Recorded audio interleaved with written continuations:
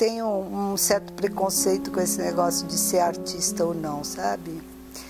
Então, porque o artista tem sempre que ter um conceito, né? Ele tem sempre que contar uma história em cima de um conceito para justificar o seu trabalho. Eu faço porque eu preciso, se eu não faço eu sofro. Agora, daí o que é isso eu não sei. Começo a achar, embaixo disso tem aquilo, que depois de repente tem isso, que pode ficar bom com aquilo, que isso vai ficar aqui, e é assim que tem que acontecer. As minhas coisas acontecem realmente da maneira que eu não posso esperar, assim. Eu acho, às vezes eu brinco que tem fantasma aqui, sabe? Aqui, assim, dizendo, vai ali, carrega ali, tropeça naquela caixa que vai cair um negócio que vai combinar com aquilo que você está fazendo, vai entrar, vai encaixar. É muito doido.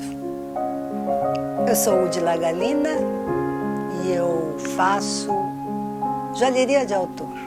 Esse é um broche meu.